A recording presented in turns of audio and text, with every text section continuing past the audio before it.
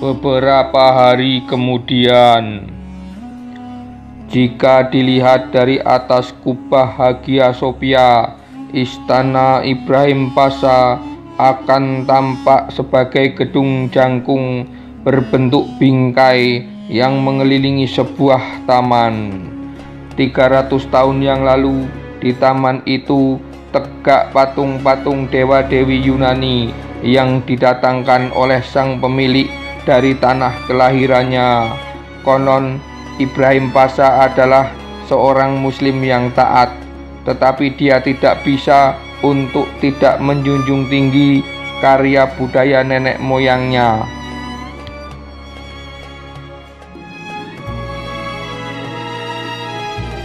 Di salah satu sudut Istana Ibrahim Pasha, di dekat tangga penghubung lantai atas, di tempat sisa-sisa tribun penonton hipodromos dengan lorong masuk ke ruang bawah tanahnya, tetap dipertahankan cahaya lilin menerangi 4 orang pria yang masing-masing duduk di atas umpak-umpak marmer tua berukir dari zaman Bizantium. Di depan mereka, di atas nampan, masih ada sisa-sisa beberapa makanan meski santap malam sudah usai. Ada borek, semacam martabak yang diisi keju putih, cacahan adas dan bayam. Ada pide, semacam pizza dengan daging sapi, jamur dan paprika yang bentuknya lonjong memanjang. Ada kurniarik, terong yang diisi daging kambing berempah. Ada juga balik ekmek, roti dengan ikan makarel goreng yang harum. Belum ada kabar lagi tentang Syekhul Islam sejak beliau dijemput paksa di Madrasah Sulaimaniyah 2 hari yang lalu. Sementara telah diumumkan bahwa yang suci Georgios Angelo Paulos akan digantung di gerejanya sendiri esok pagi. Ya Rob, kata Khotib Pasha yang tidak dapat menyembunyikan kegundahannya. Dan kita belum menemukan cara untuk menjumpai Valide Sultan, sahut Orhan. Orhan Aga, tunda dulu soal pembicaraan Valide Sultan, sahut Nurkandam. Aku jadi merasa egois sekali kalau begini. 2 orang tua yang kita cintai sedang diambang kematian. Maksud saya bukan begitu, Pasaku. Saya merasa bahwa justru Valide Sultanlah yang bisa menyelamatkan Patriark dan Syekhul Islam, kata Orhan Aga. Maksudmu? Tanya Nurkandam kemudian. Siapa lagi selain Ibu Suri yang masukannya bisa mengubah keputusan Sultan, kata Orhan. Tapi, kata Nurkandam terhenti karena Khotib segera bicara. Kurasa Orhan betul, sahut Khotib. Yang paling penting kita pikirkan sekarang adalah cara menemui Ibu Suri. Kunci penyelesaian masalah kita dari soal keselamatan Syekhul Islam maupun Patriark, juga tentang hak waris Nurkandam Pasha yang tertahan di arsip Kesultanan, semua ada di tangan Valide Sultan. Lah, dulu bagaimana Tuan Khotib bisa berjumpa beliau dan menitipkan kunci peti di arsip Kesultanan, padahal Valide Sultan tinggal di harem Istana Topkapi, tanya Orhan. Nah iya, kan tidak ada laki-laki yang bisa masuk ke harem kecuali Sultan, sahut Murad. Itu Khatib tampak ragu-ragu untuk menjawab. Itu karena dulu aku belum berkumis dan bercambang. Kini wajah Khatib tampak bersemu merah ketika pria kawannya berusaha menahan tawa. Tapi hanya Nur Kandam Pasa yang berhasil tidak terbahak-bahak. Itu pun dengan cekikik-cekikik yang bocor dan tangan menepuk-nepuk paha. Aku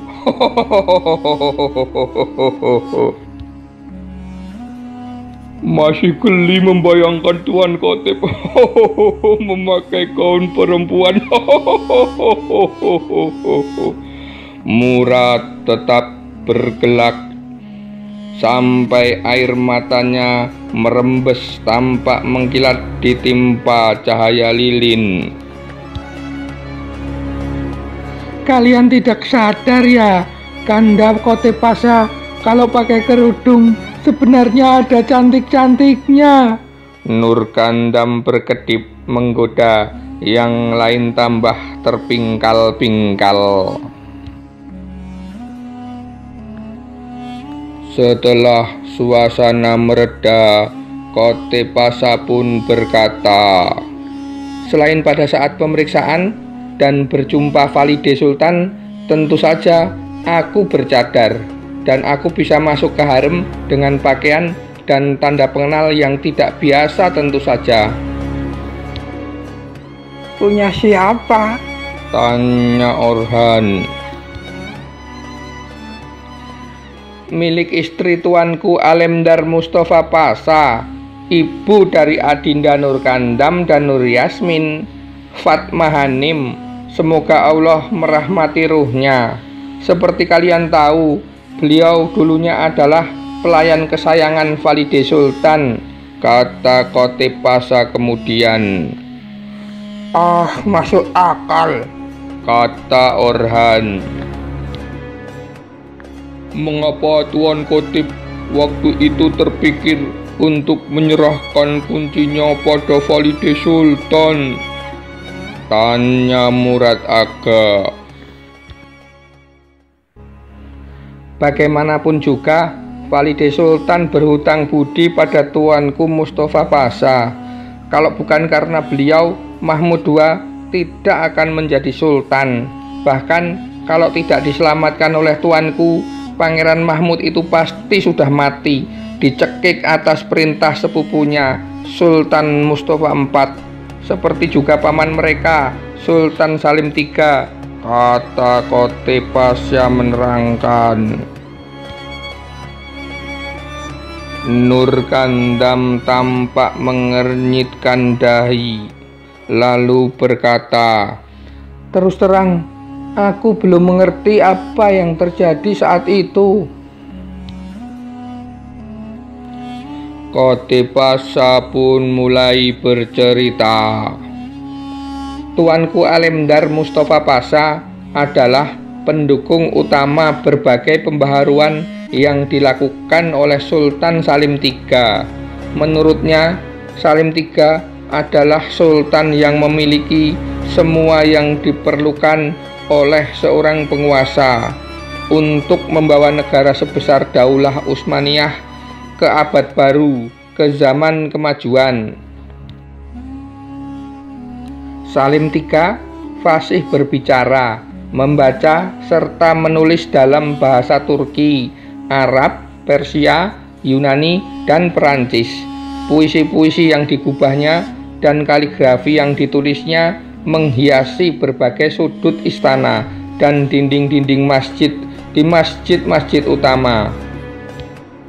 Dalam soal agama, dia seorang faqih yang bahkan Syekhul Islam pun sering hanya mengangguk-angguk saja jika berdiskusi dengannya.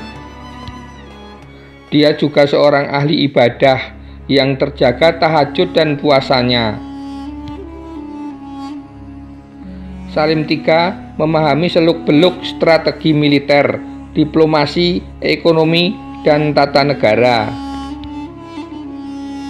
Dia perbarui neraca pendapatan negara, Dia memajukan pendidikan. Dia datangkan para instruktur tentara dari barat. Dia sangat ahli dalam berkuda dan memanah, seperti moyangnya dulu, tapi juga sangat jitu menembakkan berbagai jenis senjata api. Dia juga seorang seniman yang lihai memainkan seruling dan biola ala Frank, dan dengan begitu indahnya, semengagumkan syair-syair dan lukisan-lukisan yang digambarnya. Tapi akhirnya Janisari menggulingkan dari tahtanya, potong Orhan kemudian. Ya, pemberontakan Nizam-e-Jadid, pasukan baru yang sangat bernuansa Eropa itu membuat, maafkan kalimatku Orhan Aga dan Murad Aga, Janisari cemburu dan takut disingkirkan, kata Kotip Pasha. Tentu tidak semua Janisari seperti itu, Tuan Kotip, kata Murad Aga. Ya, tentu saja. Maksudku pada saat itu sebagian besar Murad Aga, terutama mereka yang tinggal di barak-barak ibu kota, tidak seperti kalian yang masih bertugas di garis depan. Maka kesatuan-kesatuan Janisari memaksa para ulama dan bahkan Syekhul Islam untuk mengeluarkan fatwa bahwa Salim III telah terlalu banyak dipengaruhi oleh orang-orang kafir dan dianggap terlalu banyak mengamalkan dan memperkenalkan adat istiadat kafir ke istana, dan bahkan ada yang sampai mengatakan bahwa dia memenuhi syarat untuk disebut murtad dan karenanya tidak lagi berhak menjadi khalifah dan Amirul Mukminin. Terang Kotip Pasha panjang lebar. Apakah beliau dibunuh? Tanya Nurkandam Pasha. Belum sedini itu, Adinda. Janisari lalu menempatkan sepupu Salim III, yaitu Mustafa IV, sebagai boneka mereka di atas tahta. Mustafa IV tidak punya rencana apapun tentang negara ini. Yang dilakukannya kemudian hanyalah berusaha membatalkan segala pembaharuan yang dimulai oleh Salim. Pada awalnya Salim sudah siap jikapun dia dikehendaki mati. Dia bahkan sudah menyediakan racun untuk dirinya jika dia dipaksa untuk bunuh diri. Tapi sebagaimana Padishah Abdul Hamid I, ayah Mustafa, telah membesarkan keponakannya Salim III dengan kasih sayang, Mustafa pun tahu bahwa Sultan Salim telah merawatnya seperti anaknya sendiri. Dia membiarkan Salim tetap hidup dan tinggal di istana Topkapi dengan syarat bersumpah setia kepadanya, kata Kotip memaparkan panjang lebar. Ayahku memimpin perlawanan terhadap Mustafa IV, bukan? Tanya Nurkandam kemudian. Betul, jawab Kotip. Dengan menghimpun para Janisari yang dianggap masih murni, yang setia mengorbankan jiwa raganya menjaga perbatasan negeri Islam. Dia mengangkat tinggi-tinggi panji perlawanan dari Ruscuk, Bulgaristan. Itulah mengapa ayahmu dijuluki Bayraktar, sang pemegang panji. Pada bulan Juli tahun 1808, ayahmu bersama 40.000 pasukannya memasuki Istanbul dengan maksud mendepak sang sultan dan memulihkan kembali kekuasaan Salim III. Mustafa IV yang panik langsung memerintahkan agar Salim dibunuh. Saat itu Salim sedang berada di harem Topkapi, membaca Al-Quran dan menulis syair dari tadaburnya. Dia ditemani dua di antara istrinya. Sang Saraskir dikawal pasukan Janisari bersama Gislar Aga, pemimpin orang Kasim berkulit hitam, menerobos ke dalam harem dan menikam Salim. Semoga Allah mengampuni dosa-dosanya. Dia satu-satunya sultan kita yang terbunuh oleh pedang. Ucapan terakhir Salim sebelum meninggal adalah Allahu Akbar. Tuanku Alemdar Mustafa Pasha sudah menduga bahwa Mustafa IV akan bertindak ngawur semacam itu. Dia sendiri memimpin sebuah kesatuan kecil pasukan terpilih menuju harem untuk mengamankan Salim, kata Khotib. Aku dan Orhan ada di antara mereka, sahut Murad. Ya benar, kata Orhan. Murad pun kemudian berkata, aku melihat sendiri bagaimana pasha kami, Alemdar Mustafa Pasha, memeluk jasad Salim yang sudah tidak bernyawa sambil menangis meraung-raung bagai singa kehilangan anaknya.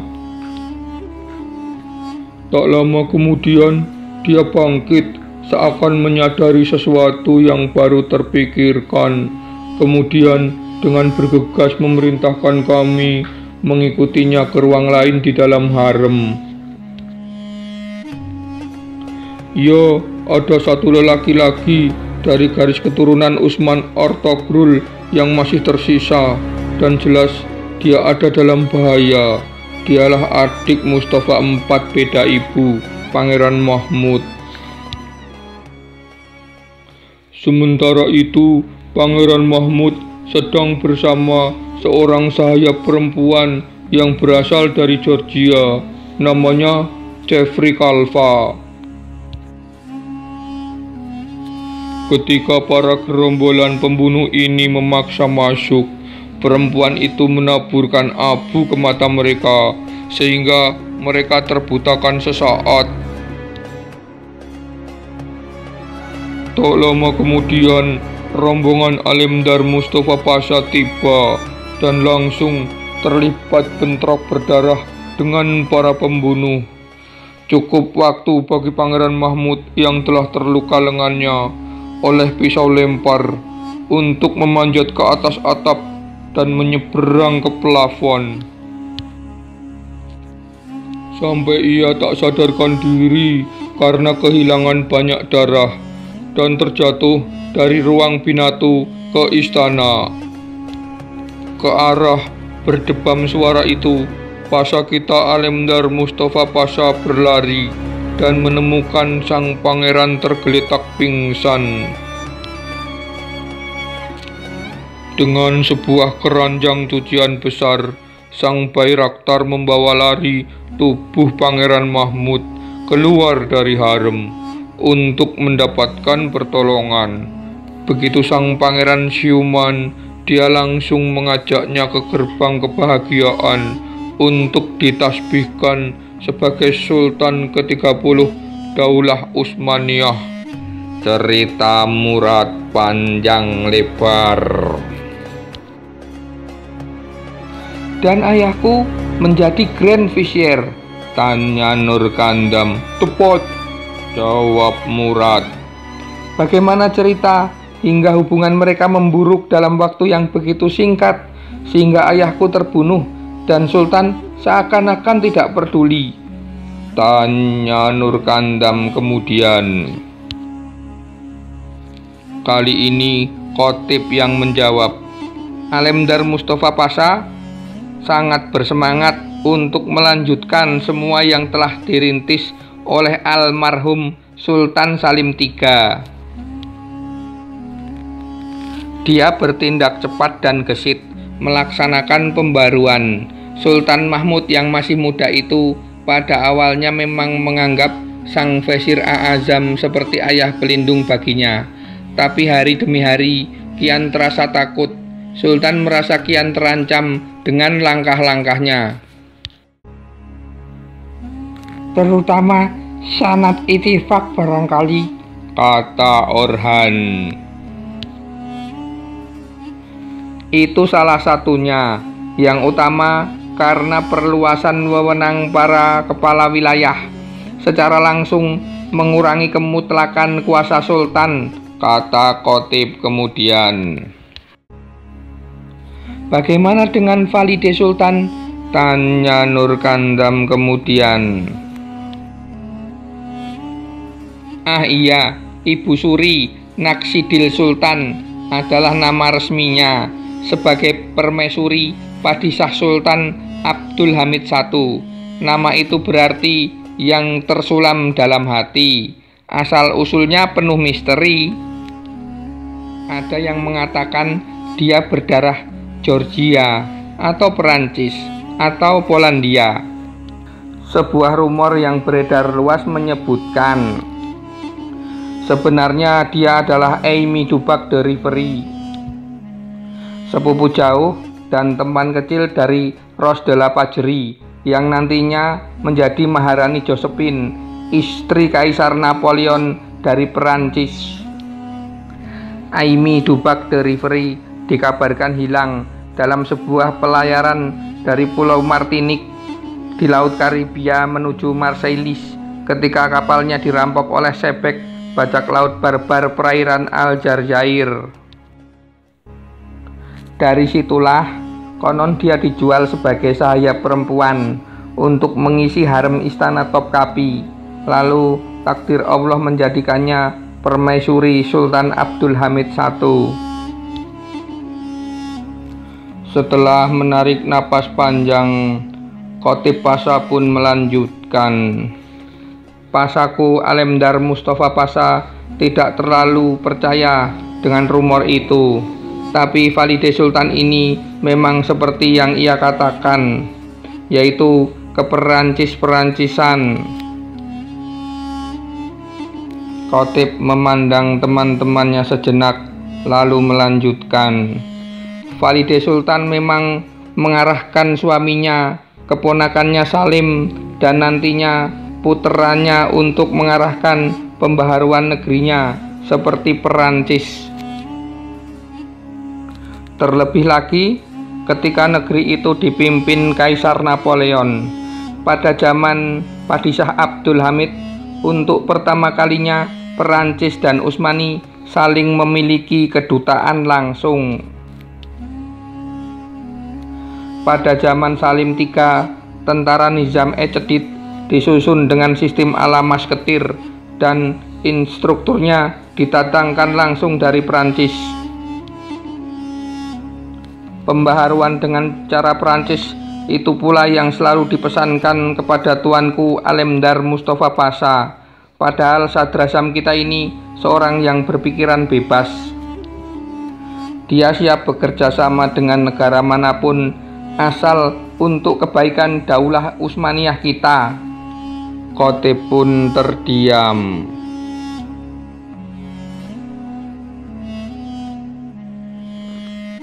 Di dalam salah satu suratnya untukku, kata Nur Kandam kemudian, ayah menulis bahwa negara-negara Eropa telah menjadi kaya raya hingga mampu membangun angkatan perang yang sedemikian kuatnya untuk mondar-mandir di berbagai sudut dunia karena telah lebih 2 abad menguasai wilayah sumber daya rempah-rempah. Jazirah-jazirah yang tergambar dalam peta buatan Khatib Selbi Pasha di pertengahan abad ke-17. Sumatera, Jawa, Brunei, Sulawesi, Jaziratul Muluk, hingga Jaziratul Urian sebenarnya adalah negeri kaum muslimin. Kasultanan Aceh di Sumatera dan Kasultanan Mataram di Jawa misalnya, sejak dulu menghendaki kuasa mereka berada di bawah naungan restu dan perlindungan kekhalifahan. Tapi selama 2 abad ini kita mengabaikan mereka, membiarkan mereka berjuang sendirian menghadapi kongsi-kongsi dagang kaum salib dan negara-negara Eropa yang rakus. Sedikit demi sedikit, wilayah mereka pun terenggut dan keimanan mereka kian terancam, kata Nur Kandam. Betul, itulah yang membuatnya memikirkan gagasan tergila sepanjang Daulah Utsmaniyah, mengirim pasukan Janisari ke kepulauan rempah-rempah. Gila. Kemudian Khatib pun berkata, dengan itu beliau hendak menyelesaikan beberapa persoalan sekaligus. Pertama, mengatasi kejumudan dan pembusukan Janisari. Kedua, menghilangkan bahaya Janisari bagi Sultan dan Sablim Porte. Yang ketiga, membangun persekutuan dengan kasultanan-kasultanan timur yang akan membuat kita mampu menguasai dan mengamankan samudra ilahi. Dan yang keempat, membuka kembali dan mengamankan jalur perdagangan purba Tiongkok Nusantara, India Eropa yang akan menjadi nadi baru bagi kemakmuran daulah kita. Itu persis seperti yang tertulis dalam surat beliau untukku, Kanda, kata Nur Kandam kemudian. Ya, tentu saja, timpal Khatib. Sementara aku mengingatnya dari diskusi ayahandamu dan beberapa orang pasal lainnya. Orang-orang yang berdiskusi dengan ayahandaku itu, apakah sekarang masih ada, Kakanda? Tanya Nur Kandam. Sayang sekali, Adinda, semua pejabat yang setia pada ayahmu sudah dieksekusi, jawab Khatib dengan sedih. Oleh Sultan? Tanya Nur Kandam kemudian. Sepertinya ada kekuatan yang lebih berkepentingan untuk menggagalkan semua cita-cita besar ayahmu untuk negara ini dibanding sekedar Sultan ataupun Vezir-e-Azam yang berikutnya, kata Khatib menjelaskan. Sayang sekali, padahal ekspedisi ke tempat terbitnya matahari disebut oleh ayah di dalam suratnya sebagai kewajiban moral, sebuah tuntutan nurani untuk membayar utang budi. Ayah menyatakan tanpa mengurangi rasa hormat, tanpa ada niat untuk menyalahkannya, tanpa hendak mengecilkan jasanya sebagai umat Rasulullah. Sultan Muhammad Al-Fatih punya andil dalam takdir Allah menjadikan kaum salib mencari jalan langsung dengan pelayaran samudra ke negeri asal rempah-rempah yang berujung pada perampokan, penguasaan, dan penjajahan bagi kaum muslimin di sana. Dengan menutup pasar rempah-rempah di Istanbul bagi para pelaut Genoa dan Venesia, Al-Fatih memicu bangkitnya bahari orang-orang Eropa Barat yang membawa semangat gold, glory, dan gospel, mencari kekayaan, memburu kejayaan, dan menyebarkan agama Masehi, tutur Nur Kandam panjang lebar.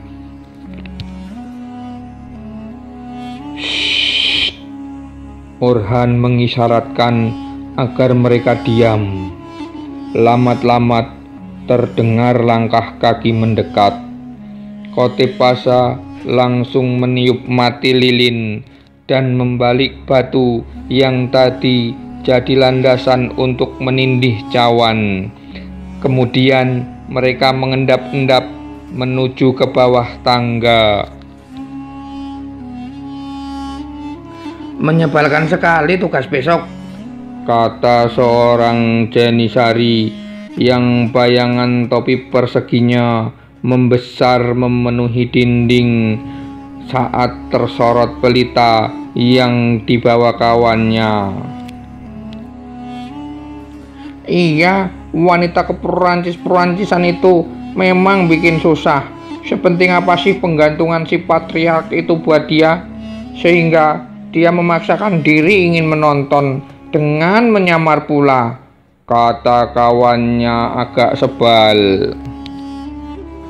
Jangan-jangan dia masih kafir, masih menganut agama si patriark itu, timpal yang satu. Persetan, peduli apa kita? Yang penting bayarannya besar.